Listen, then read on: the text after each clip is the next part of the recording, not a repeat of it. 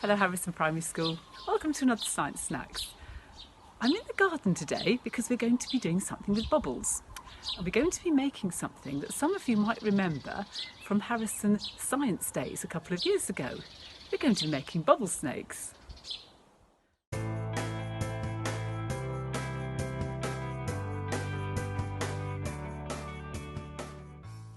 What you need for this is some bubble mixture, but if you haven't got any, don't worry, very easy to make some from washing up liquid.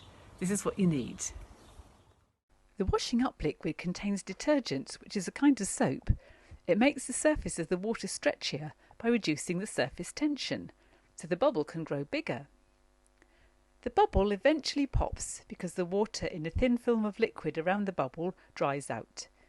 But by adding a bit of sugar, we can make it dry out slower, so the bubble lasts a bit longer. Here's the recipe.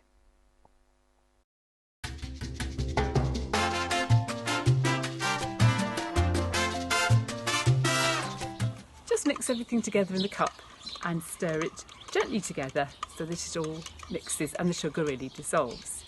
Now, because this has got sugar in it, it is going to be sticky, which is why I'm doing this outdoors. And whichever mixture you use, whether it's the shop-bought one or the homemade one, please keep it away from your mouth and your eyes.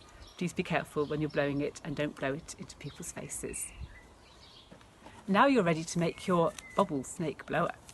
You need to take 7 straws and put them together in a bundle, using a small rubber band at each end to hold them in place. So that's going to be 1 straw in the middle and 6 straws around the outside. Then you need to fix a small piece of material over one of the ends. The sort of material you want is something that you can see small holes through. One of these dishcloths is fantastic, or maybe an old, clean sock that you don't need anymore. And you want to cut a little square of material about 6 centimetres square from one of the bits of materials that you're going to use, and put it over the end of your bubble blower and fix it with your 3rd rubber band.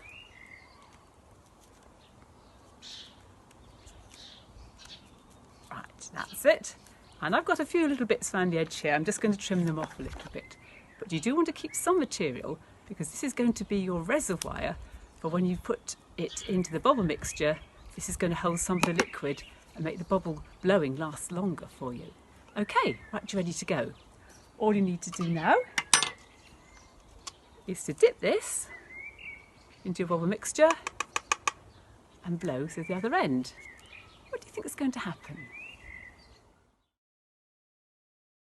As you blow through the straws and the material at the end, the small holes in the material make lots of tiny bubbles that stay together and form a wriggly bubble snake.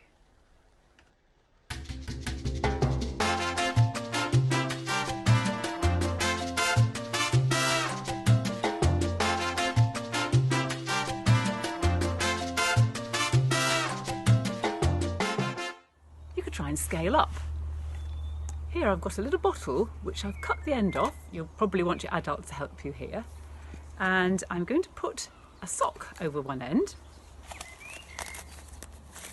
like this. Now you could cut this off and fix it with a rubber band, but this is my daughter's sock, so I'm not sure I want to do that. So I'm just going to fold it over. Right, that's good and ready to go. I'm going to need a bigger container here, but you do the same as before. Just soak a little bit of the bubble mixture up here, blow through that end, and you're ready to go. What's going to happen next?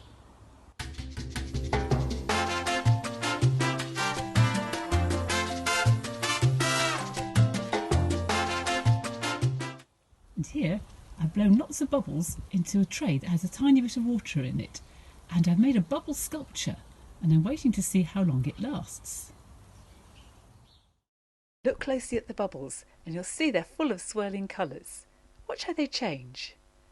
Sunlight is made up of all the colours of the rainbow. When sunlight hits the soap film, some of it reflects off the bubble from the outside and some from the inside of the bubble layer. As the light waves travel back to your eyes, they affect each other, and some rays work together to get brighter while others cancel each other out. So your eyes sees the light as different colours. Enjoy the rainbow.